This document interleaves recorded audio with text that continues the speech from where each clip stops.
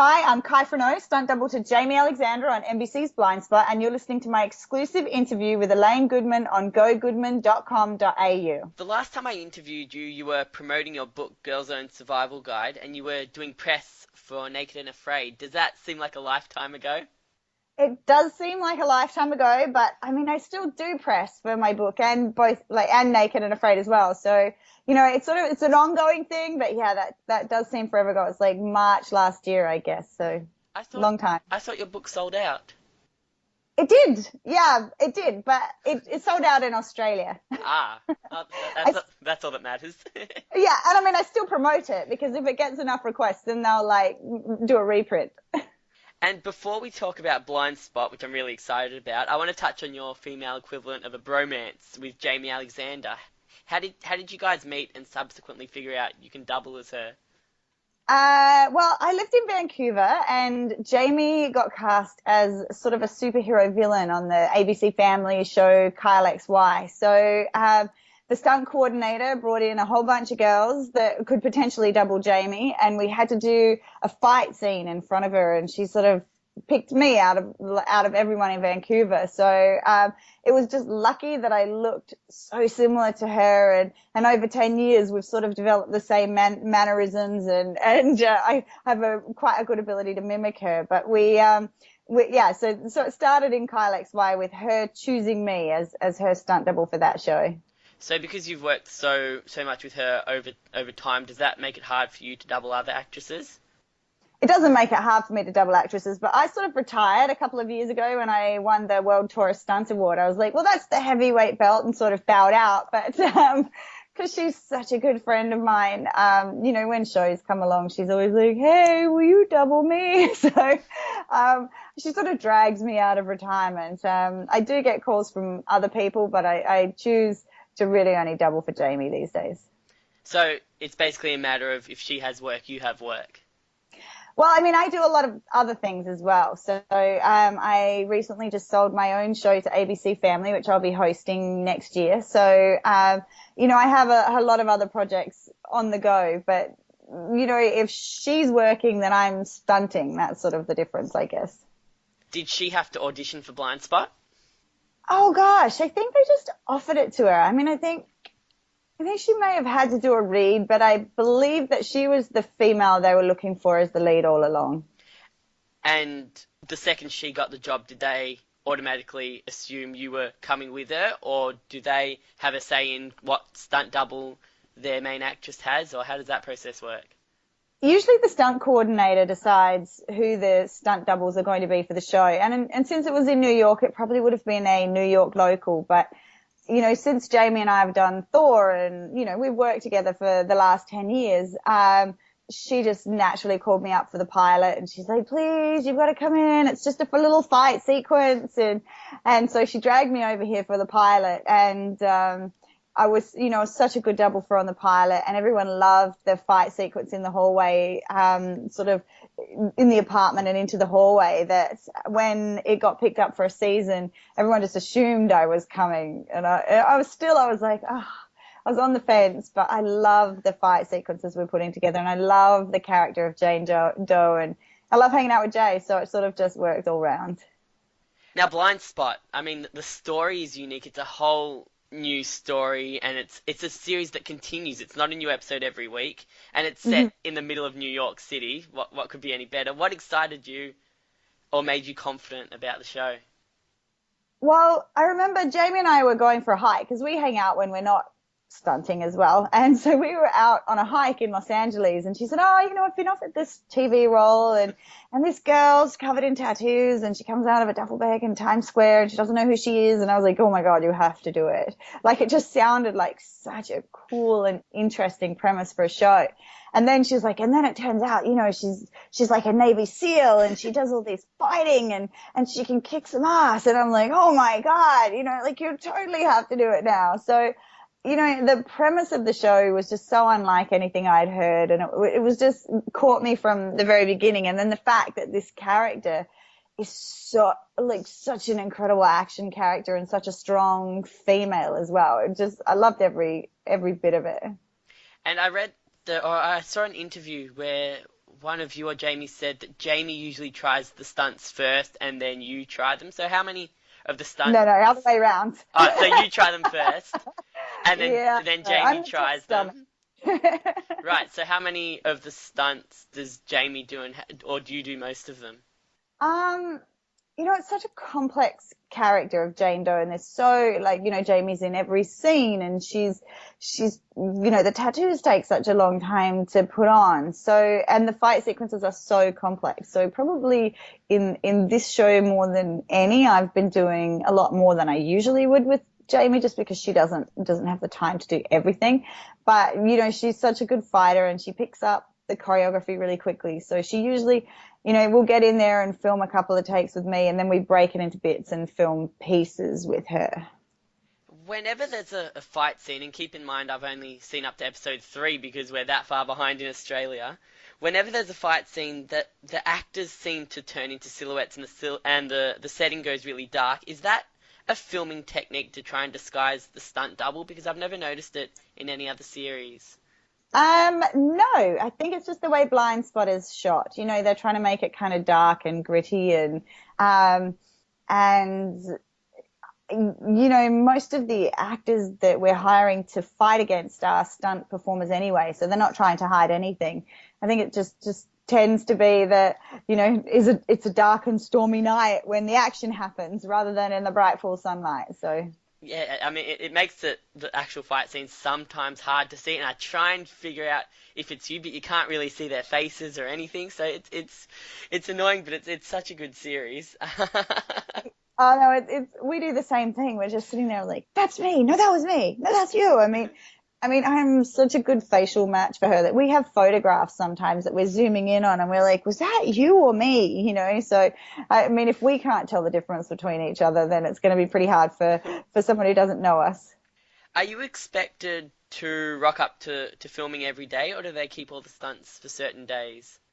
It changes. It depends on how many stunts are in each episode, and how big the stunt is. Like some days we'll turn up, an explosion.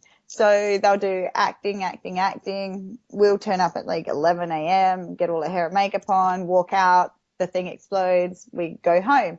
So sometimes it can be as small as that, and then other times, especially if we're filming a big action sequence, like we've got a really cool one in episode 9, but I'm not going to tell you about it. But we were there all night for that sequence, So depends on the sequence, and if we're not filming the fight sequences, we're rehearsing them. There's quite a process between we get given a script that says, Jane and the bad guys go at it. And, sometimes they'll be like, there's a knife, or then a coffee table or a bookcase. We'll get given props that people want to smash or break, or, and then we construct a fight sequence around those objects and around the space and around the abilities of the people we're meant to be fighting. And then we get that approved, and then we have to teach the actors, and then we keep rehearsing it as well. So we're doing a lot of stuff behind the scenes when a lot of the acting stuff's going on. And just seeing you, because we're doing it on Skype and I can see your hand gestures and stuff, you don't seem to be all tattooed up. So how often do they redo the tattoos and take them off? Because it is a long process. It's not so bad. Like the whole 7-hour thing only happened once. And that was fight sequence you guys haven't seen yet, but I can tell you it was in our underwear. So we did an underwear fight sequence, and so we had to have the full body tattoos, and that did take 7 hours. But usually I'm wearing something like I'm wearing now. So we do like from elbow to hand, and then there's a few on the chest, and the bird and the oil rigs are on the back. So that's only about a 45-minute to an hour process to put that on. And I'm pretty rough on my tattoos, so usually I have to take them off at the end of the day. But sometimes if it hasn't been a big stunt day, I can get away with wearing them 2 days in a row. So quite often Jaimie and I'll come home and we'll go to a restaurant. We're both covered in these tattoos and all our bare skin, and people just look at you going, all right, full body tattoos, but why do you have the same ones? How do you calm down from an intense day at work? I mean, after watching episode one, I don't think I could You sleep drink. sleep No. that night. Yeah, I don't think I could sleep that night. I can't imagine how much more intense it is working on the show as opposed to watching it. Surely it's not alcohol. You're a fitness fanatic. No, for me, I'm usually beat up, so my wind down consists of a good meal and then a hot bath with Epsom salts, to be honest, and counting the bruises, and then I just collapse into bed. I mean, they're full on days. Because of the tattoos, we're in like an hour before everyone else, and then it takes an hour to get them off again. So we're in an hour after everyone else. So quite often we've got 15, 16-hour days. So, the wind down is really just, can I crawl upstairs and into my bed fast enough? Does having another Australian on set make the whole process a little bit more fun? How long have you known about Sullivan Stapleton? You 'Cause know what I think he's a Melbourne boy as well. I know. You know what? I have to confess, I hadn't even heard of him when he got the job for the lead in the pilot. But I got to set the first time, and I'm standing there, and I hear him, and I turn around and I get introduced. I'm like, "G'day, mate," and he's like, he swears a lot, but he's like, "Oh, are you Australian?" So we had a bit of a moment where it was a lot of mate and a lot of swearing. We're like, "Yeah." Because he still has his full-on thick Australian accent. So thick, like nobody can understand him. Quite often I'll be interpreting between them, it's like, "Oh, it's cold out there today, mate," and everyone's like, "What?" I'm like, "He says it's very cold." Did he struggle to get the American accent down? No, he's been doing it for years on strike back in that, so he sort of slips in and out of it fairly easily. But and he's such an Aussie bloke. He has Vegemite at home, and it's always like he's found a place to buy violet crumbles, so he's often eating like violet crumbles. And then my parents just flew over to visit, and they brought it. Like, I'm like, "What do you want, mate?" He's like, Smith's salt and vinegar chips. So so they brought him a big bag of salt and vinegar chips. Has there been a day either on Blindspot or over your whole career where you've gone to work and legitimately feared for your life, or are you expected to tell the director when a stunt doesn't feel right for you? Um, you know what? There's this mythology that you could tell a director that the stunt's not feeling right for you, but in the stunt community, there's an understanding that if you've accepted the job, then you need to do the job. Um, I mean that obviously if everything's going wrong, you'd be like, "Well, hang on a minute." But I've never refused to do a stunt on a day. If I'm hired for the job, I'll do the job. And yeah, there's days you fear for your life. It's a life-threatening job we do. Otherwise, the actors would be doing it. So, you know, you just get in a good place in your head about the fact, what I mean? Sounds awful, but I'm like, you know what? I've had a good life. If I go out doing I go out doing something really cool, It's like people are like, "Well, do you mind surfing? Are you worried about sharks?" I'm like, "Could you imagine that story?" We At love least Sky, but at she least I got made it to eaten by a shark. NBC. Right. I mean, I'd much rather she got eaten by a shark than, she died at 90 in a nursing home of old age. But surely there's a line where you can say to the director, "Look, I've done things like this before. If we alter it this way, it's going to be a lot safer." The stunt coordinator is the buffer between you and the director. So generally the stunt coordinator will step in if they feel like it's being unsafe and protect their performers. I'm very lucky having worked with Jaimie.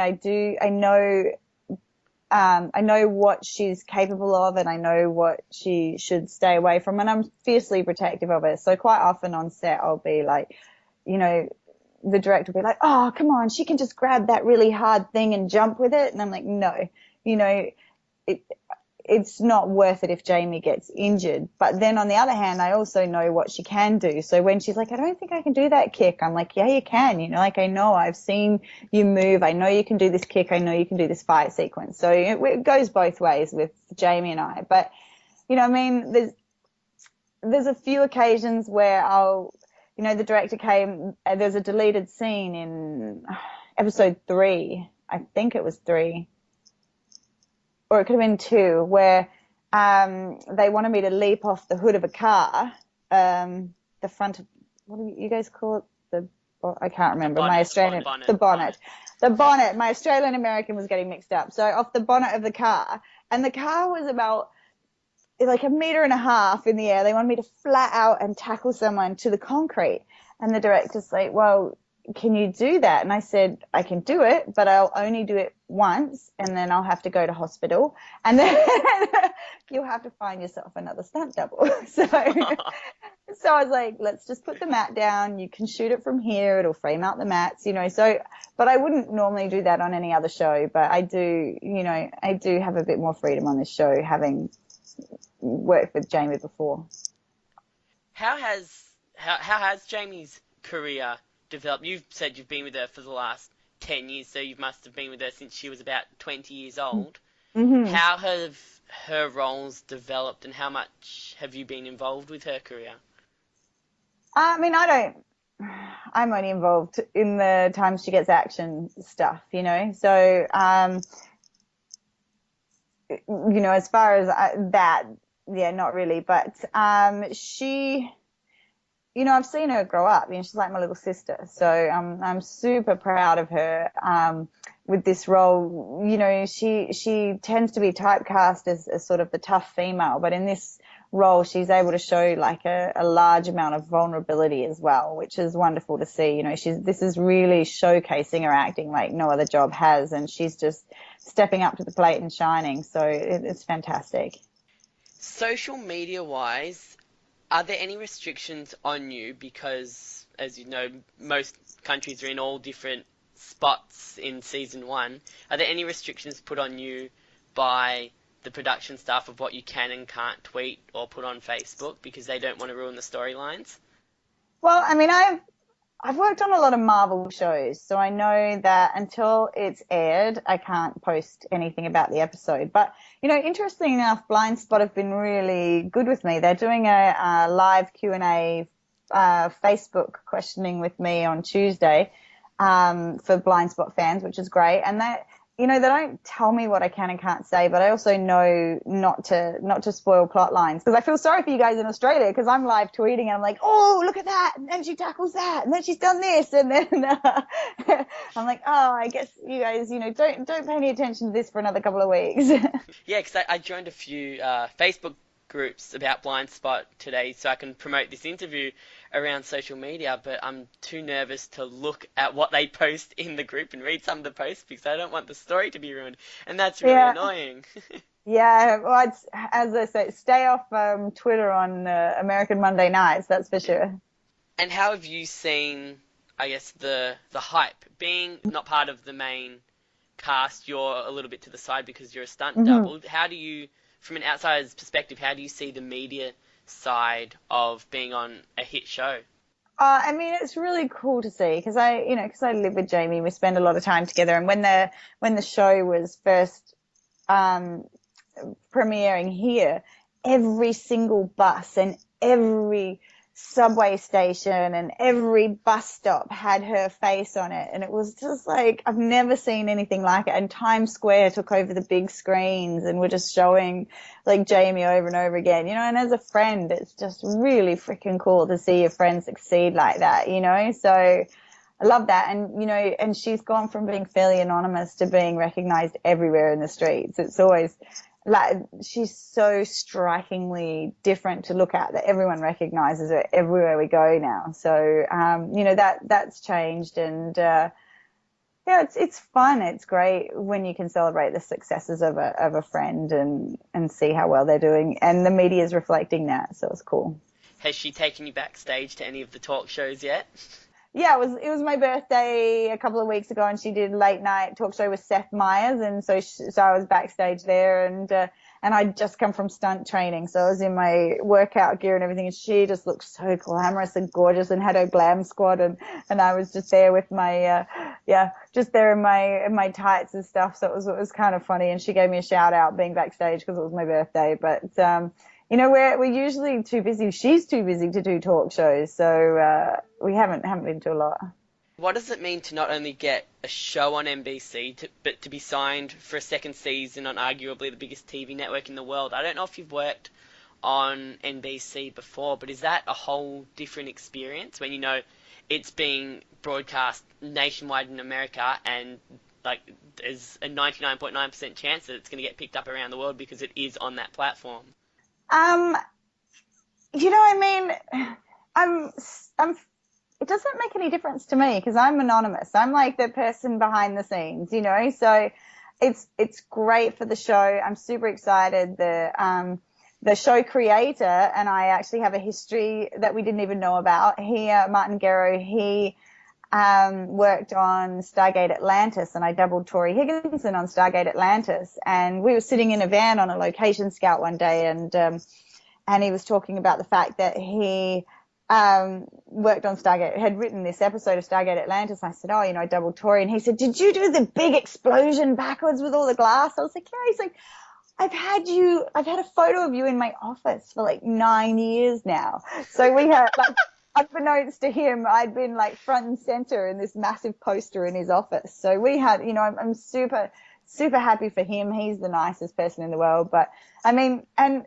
after being on Discovery's Naked and Afraid, like that's Discovery's top hit show, and that got shown in almost every country and hundreds of millions of viewers and all that sort of thing. And that was me. So, I mean, I'm used to sort of seeing these things go off, but, I am excited they got season 2 pick up. I mean, it's fantastic for the show, and it's so exciting for Jaimie, and, maybe I'll be there. Maybe I won't. I'm not sure yet. Oh, you might not be on there for season 2, surely. Well, I got my own show that I'm shooting. So, yeah, where I'm the host, and it's a survival-based show. So that's all I can sort of say about it at the moment. But it may have some time conflicts for season 2. Oh man, you better be on it. That's like it gets aired in Australia. Do you know how many shows we miss out on that don't make it to Australia or don't make it to free to air in Australia? It's so hard. And finally we got the biggest show, and there's an Australian presence on it, and I can watch it and enjoy it. Well, you won't know I'm not there anyway. Oh, that's even worse. So yeah, apart from your new show on the Discovery Channel, what else are you up to?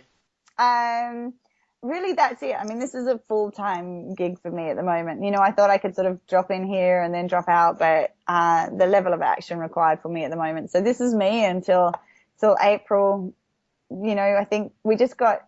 Not only did we get a second season, we got a 22 episode pickup from 11, I think it started with, then to 22, and now they've picked up a 23rd episode, which is really bizarre too. So, we're only shooting episode 12 right now. We have to get through to 23, and then I think we've got, that takes us through to April, and then we have a short hiatus, and then we'll probably, maybe we'll be back I'll be back in season 2. So.